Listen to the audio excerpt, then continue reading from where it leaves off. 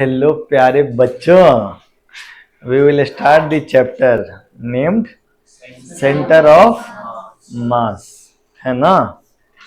तो centre of मास पढ़ना है हम लोगों को। नीट वाला बच्चा सबको तो क्या करता है ना कि दो पार्ट में पढ़ा देता है।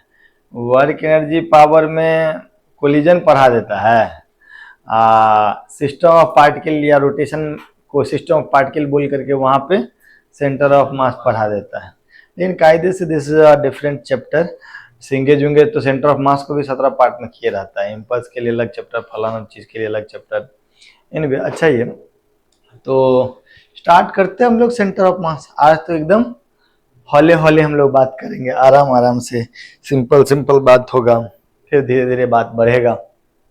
बात करने से बात बढ़ता है। तो तुम लोग बताओ कि सेंटर ऑफ मास के बारे में तुम क्या जानते हो? सुने हो ना, ये नाम सुने हो ना? ठीक है। तो मान लो कि ये एक डिस्क है, मान लो ये एक, तो इसका सेंटर ऑफ मास कहाँ होगा? डिस्क के सेंटर पे। ऐसा तुमको लगता है? क्या ये हमेशा होगा डिस्क के सेंटर पे? कब होगा डिस्क के सेंटर पे? अच्छा, जब ये डिस्क एक ही प्रकार के चीज से बना हो, माने यूनिफॉर्म मटेरियल हो, हर जगह आयरन ही हो या हर जगह कॉपर ही हो, या कह लो कि मास डेंसिटी इसका यूनिफॉर्म, सब जगह सेम हो। अच्छा, तो ऐसा कह सकते हैं कि डिस्क का सेंटर ऑफ मास उस डिस्क के सेंटर पे होता है, उसके ज्योमेट्रिकल सेंटर पे होता है। ज्योमेट्रिकल सेंटर मतलब दो पार्ट में बॉडी को बांट दो, दो सिमेट्रिक, जैसे तुम लोग तो ऑर्गेनिक पढ़ते होगे अगर, तो ये एक प्लेन ऑफ सिमेट्री है, ये एक प्लेन ऑफ सिमेट्री है, दोनों का इंटरसेक्शन पॉइंट नहीं, that is your geometrical centre. अच्छा, मान लो कि एक स्क्वायर प्लेट होता, तो इसका सेंटर ऑफ मास कहाँ बोलते तुम? डायगोनल के इंटर, तो वो भी तो उसका ज्योमेट्रिकल सेंटर ही हुआ ना। ऐसा कब होगा? जब ये स्क्वायर प्लेट यूनिफॉर्म होगा। तो सेंटर ऑफ मास बॉडी के अंदर रहता है ना, बोलो, या उसके बाहर भी रह सकता है? मान लो ये क्या है? रिंग है। ये क्या है? इसका सेंटर ऑफ मास तुम कहाँ बोलोगे? इसके ज्योमेट्रिकल सेंटर पे, लेकिन ये बॉडी के बाहर है, तो सेंटर ऑफ मास अंदर भी रह सकता है और वो सब तो ठीक है, लेकिन सेंटर ऑफ मास होता क्या है? पहले तो वो बात करना चाहिए ना हम लोगों को। ये सब तो फील वाला बात है। कैसे पहचानेंगे कि सेंटर ऑफ मास क्या है? पहले तो समझना पड़ेगा ना कि सेंटर ऑफ मास क्या है। क्या है? जहां पर मास एक्यूमुलेट कर जाता है। मान लो कि हमारे पास एक स्फीयर है, सॉलिड स्फीयर है। क्या है? सॉलिड स्फीयर, या एक रॉड है। तो अगर हम सॉलिड स्फीयर के अंदर घुस जाए तो हमको सारा मास कहाँ? यहाँ पे मिलेगा, बाकी जगह मास नहीं मिलेगा। मिलेगा तो तुम बोले कि सारा मास जहां अकुमुलेटेड हो उसको सेंटर ऑफ मास बोलते हैं। यहाँ अकुमुलेटेड है सारा मास। मान लो कि यहाँ पर हम काट के बाहर निकालेंगे तो मास खत्म हो जाएगा? नहीं, यहाँ पे मानते हैं। अच्छा, इसका सेंटर ऑफ मास यहाँ मानते हैं, एकदम मिड पे नहीं। ऐसा क्यों है कि इसको मिड पे ही मानते हैं? सेंटर ऑफ मास को पहले डिफाइन करेंगे तभी ना पता चलेगा कि कहाँ है। नहीं, देखो, सेंटर ऑफ मास का बेसिक जो हम लोग समझते जो हैं, वो उसका मैथमेटिकल ही डेफिनेशन है। फिजिकल डेफिनेशन ज्यादा बेहतर नहीं है। माने ऐसा नहीं होगा कि हम एक जगह जाएंगे तो हमको सेंटर ऑफ मास दिख जाएगा। Centre of mass is a concept, that is a coordinate, that is a position. Centre of मास एक मैथमेटिकल कंसेप्ट है, it is a mathematical concept है। लेकिन क्या हम इसके फिजिकल एग्जिस्टेंस को समझ सकते हैं? उस कोऑर्डिनेट को समझ सकते हैं, उस पोजीशन को समझ सकते हैं। जनरली हम लोग अब पार्टिकल, जिसे हम लोग पार्टिकल डायनेमिक्स पढ़ रहे थे ना, वहां से हम लोग अब मूव कर रहे हैं किसकी तरफ, रिजिड बॉडी डायनेमिक्स की तरफ। इससे पहले तक बॉडी का शेप और साइज मैटर हमारे लिए नहीं करता था, अब शेप और साइज मैटर। तो देखो यार, दो चीज है, एक तो ये है rod, it is a rigid body, it is an extended body, it has some dimension. This is sphere, it is an extended body, it has some dimension. लेकिन इससे पहले के चैप्टर में हम इनको क्या करते थे, एक कण से दिखलाते थे। अब वो जो बिंदु है, पॉइंट मास है, उस पॉइंट मास से तुम दिखाओ तो सही, लेकिन उस पॉइंट मास को कहां रखना चाहिए, ये बात हमको इस चैप्टर में समझ में आएगा। जैसे अगर मान लीजिए कि इस स्फीयर को हम पॉइंट मास से रिप्लेस करना चाहते हैं, तो उस पॉइंट मास को इस स्फीयर के किस पॉइंट पे रखना चाहिए, स्फीयर के अंदर या बाहर, या किस जगह पे, दुनिया में किस जगह पे स्फीयर को पॉइंट मास से रिप्लेस करने से हमारा समझदारी बढ़ेगा, हमको इसका समझ डेवलप होगा, वो चीज हम कहते हैं सेंटर ऑफ मास। तो it is a mathematical concept, लेकिन क्या इसका कुछ फिजिकली हम इसको समझ सकते हैं, फिजिकली भी समझ सकते हैं। हर बार वैसे नहीं समझ सकते हैं, लेकिन कुछ केसेस में समझ सकते हैं। उसको सबसे अच्छा है आप ऐसे समझिए, ये जो है ये एक रॉड है, ये एक रॉड है, ठीक है क्या। रॉड के दो प्रकार के मोशन हो सकते हैं, एक, तीन प्रकार के, एक हो सकता है प्योर ट्रांसलेशनल मोशन, एक हो सकता है प्योर रोटेशनल मोशन, और एक हो सकता है combined translational plus rotational motion. अगर प्योर ट्रांसलेशनल मोशन होगा तो ऐसे जाएगा, ऐसे, ठीक है क्या। अगर इस रॉड को हम सीधे ऐसे लेके चले जाए, ठीक है, माने इसके ऐसे समझो ना, एक मिनट, ठीक है, इसके ओरिएंटेशन को बदल नहीं रहे, जो ओरिएंटेशन है वो ऐसे ही रहेगा, लेकिन हम कर्वीलिनियर पाथ पे लेके जा रहे हैं, तो दैट इज ट्रांसलेशनल मोशन। दूसरा क्या है कि हम इसको आगे ले ही नहीं जाए, इस पॉइंट के अबाउट हम इसको क्या कर दें, रोटेट कर दें, सिर्फ ऐसे से घूमी घूमी, तो दैट इज रोटेशनल मोशन। और एक जो है वो क्या है, ऐसे, ठीक है। सो ये क्या हो गया, ट्रांसलेशन प्लस रोटेशन।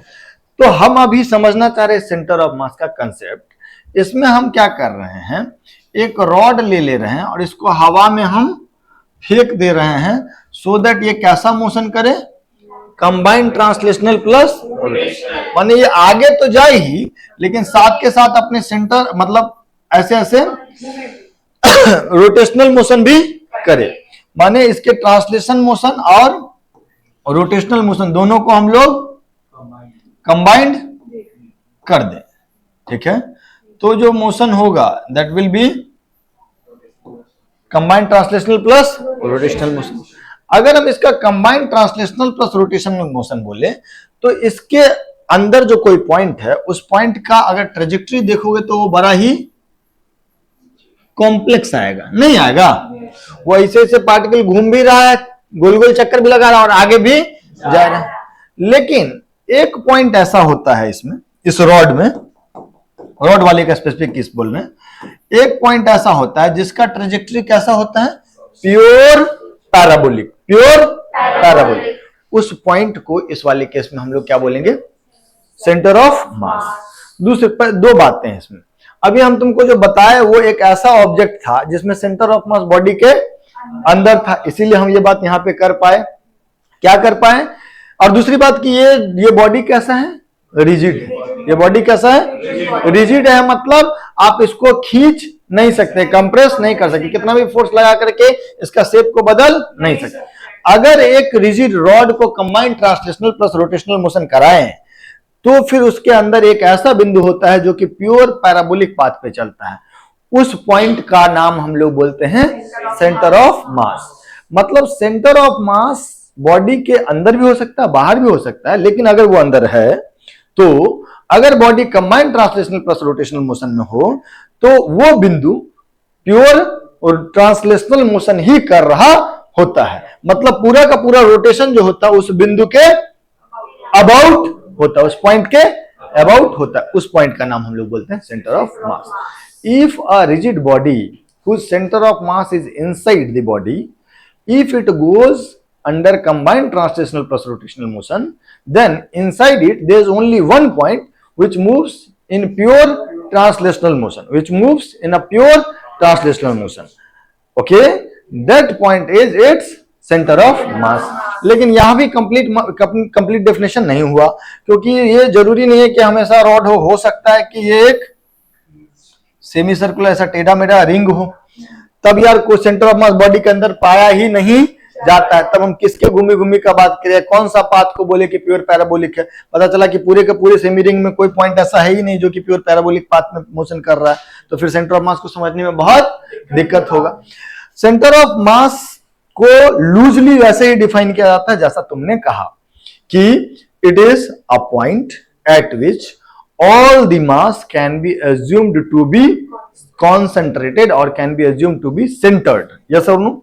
लेकिन यार ये कोई अच्छा डेफिनेशन है नहीं। क्या मतलब है कि पूरे मास को एक जगह कॉन्सेंट्रेट करता हुआ मान लो, क्यों माने, वहां पे क्या प्रभाव पड़ेगा, या क्या वो मास बॉडी के बाहर भी हो सकता है या अंदर भी हो सकता है, कब बाहर होगा कब अंदर होगा, और वहां पर कॉन्सेंट्रेट क्यों माने, किसी और जगह क्यों ना माने, उस सब का जवाब लैंग्वेज में नहीं है, उस सब का जवाब मैथ्स में। वहां पे उस सब का जवाब कहां है? तो एक चीज तो तुम डेफिनेशन लिख सकते हो, centre of mass of a body, centre of mass of a body, और centre of mass of a body और अ सिस्टम ऑफ मासेस, और अ system of masses is the position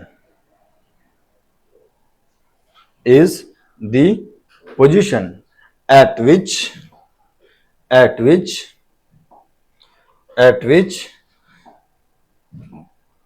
all the mass of body or system can be assumed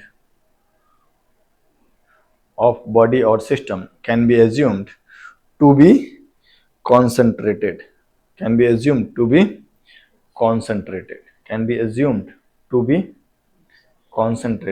or centered,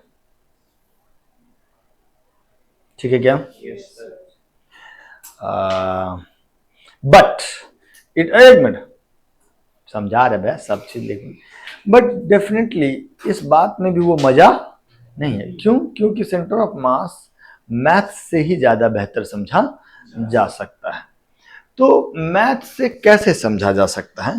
पहले हम लोग बात कर रहे हैं centre of mass of discrete mass system.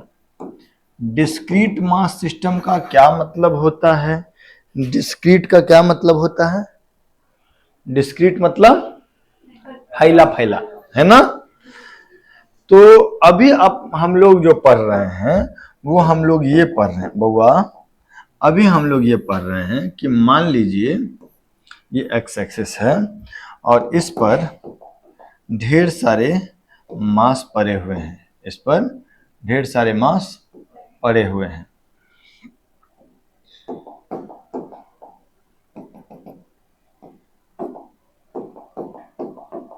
ये है M1, ये है M2, ये है M3, ये है M4, ये है M5 एंड सो ऑन।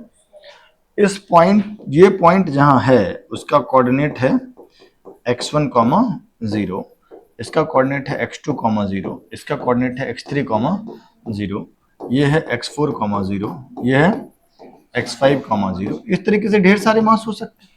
ये सारे मासेस जो है ये क्या है? पॉइंट मास, और ये पॉइंट मास दूर दूर फैले हुए हैं, तो इसको हम लोग बोलते हैं डिस्क्रीट मास सिस्टम। इसको हम लोग क्या बोलते हैं? डिस्क्रीट मास। अब हम तुमसे पूछना चाह रहे हैं कि सारे मास के बदले एक इकलौता मास रखें, उस मास का वैल्यू कितना होगा?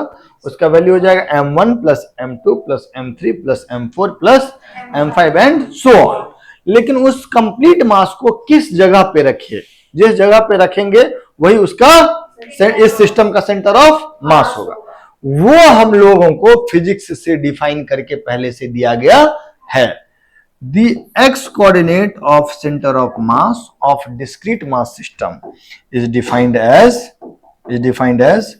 m1 x1 plus m2 x2 plus m3 x3 plus m4 x4 plus m5 x5 and so on divided by m1 plus m2 plus m3 plus m4 plus m5 and so on, जितना भी हो। यहाँ पे x1 x2 x3 x4 क्या है, उस particular मास का coordinate जहां पर वो रखा हुआ है। Is that okay?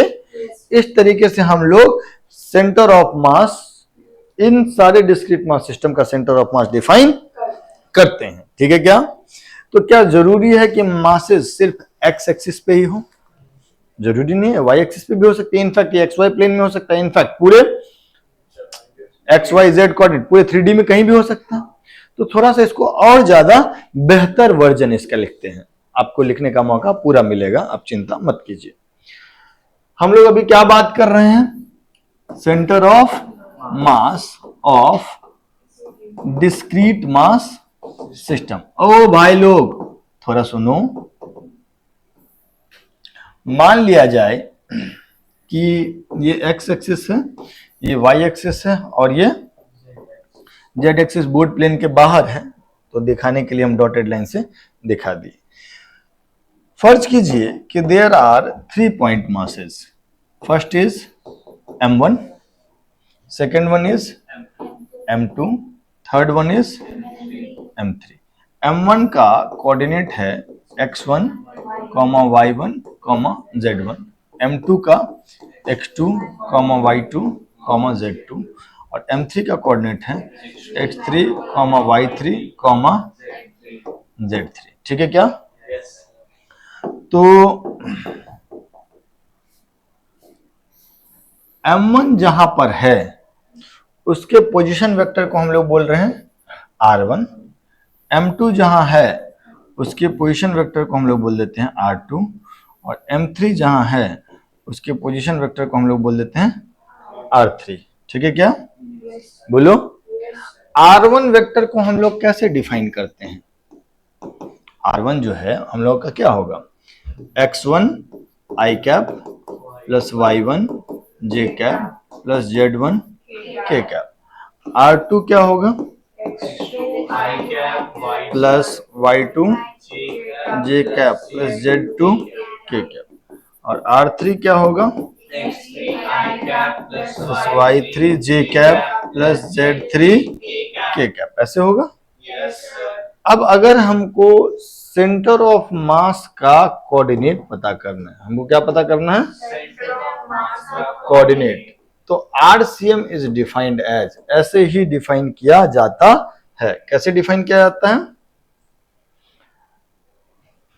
m1 r1 plus m2 plus divided bye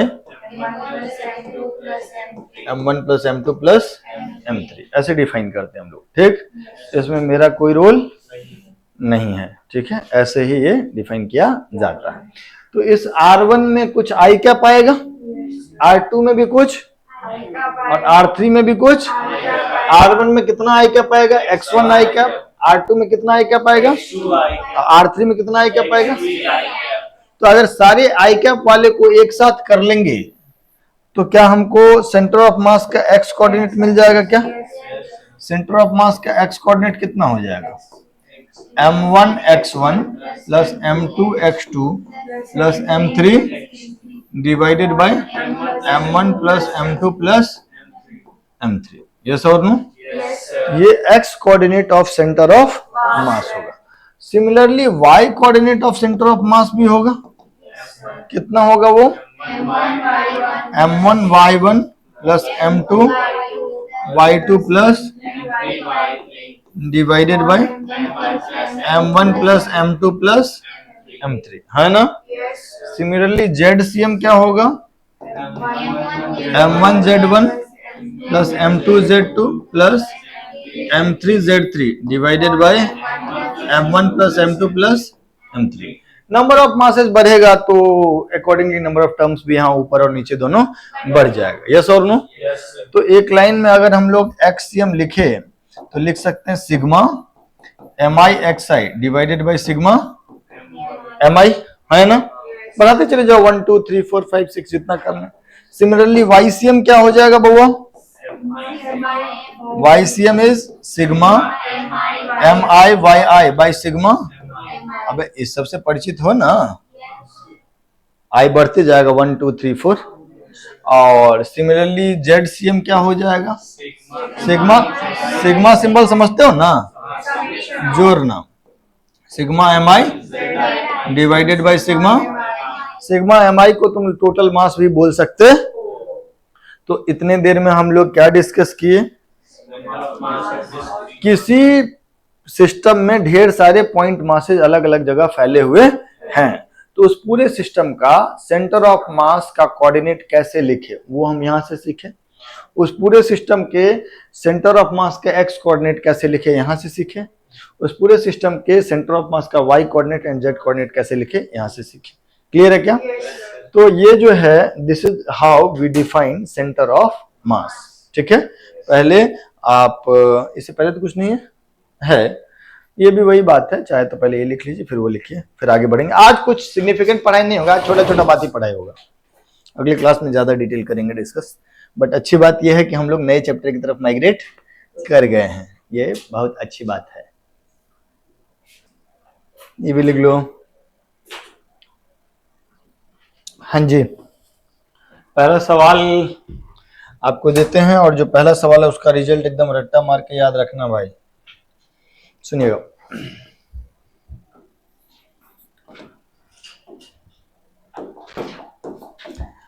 एक पॉइंट मास है m1 और दूसरा पॉइंट मास है m2 और उन दोनों के बीच का दूरी है r।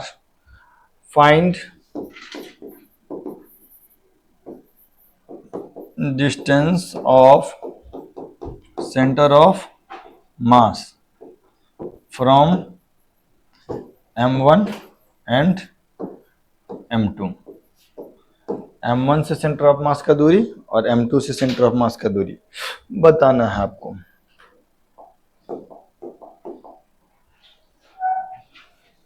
और इसके रिजल्ट को रटना है, इसके रिजल्ट को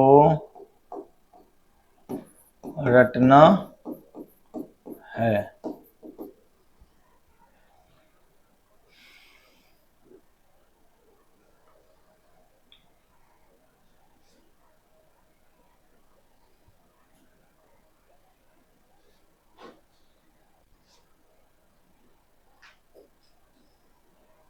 क्या करते हैं, सुनो मेरी बात, इसमें से एक पॉइंट के कोऑर्डिनेट को हम लोग मान लेते हैं 0, तो दूसरे पॉइंट का कोऑर्डिनेट हो जाएगा r, 0। अगर इसको हम x एक्सिस मान ले तो सही कि गलत।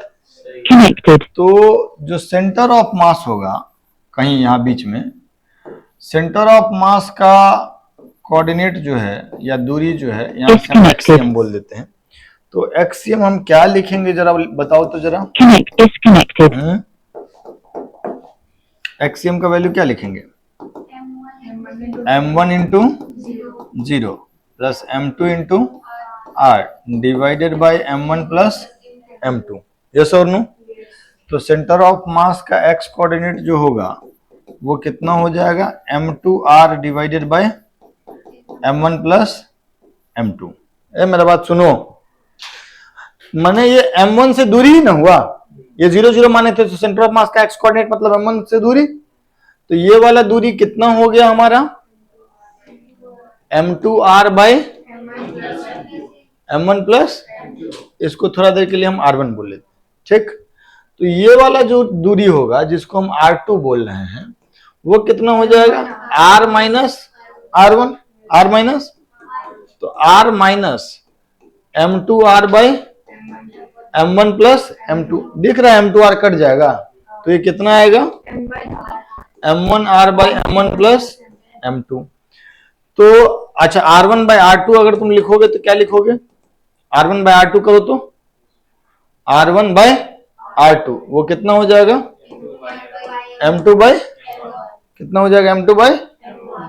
तो मोरल ऑफ द स्टोरी क्या है, मोरल ऑफ द स्टोरी क्या है कि अगर there are two masses, there are two masses m1 and m2 and distance between them is r, distance between them is, तो जो सेंटर ऑफ मास होगा ना, जो सेंटर ऑफ मास होगा ना, उसका m1 से दूरी को r1 लिख सकते हो, जो वैल्यू होगा m2r bye m1 plus m2, और सेंटर ऑफ मास का m2 से दूरी जो होगा जिसको हम r2 बोल रहे हैं वो जाएगा m1r बाय।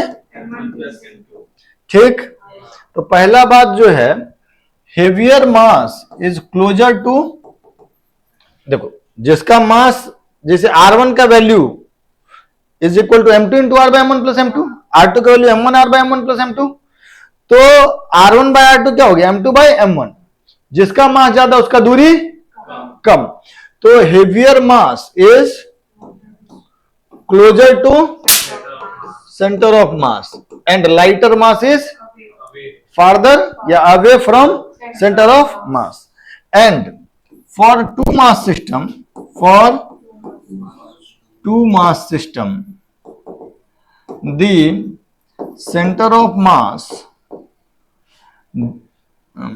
divides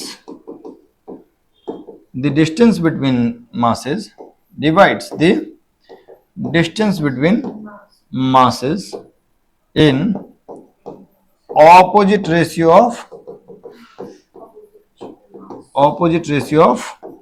mass, जितना ज्यादा मास डिस्टेंस उतना कम, इज दैट ओके।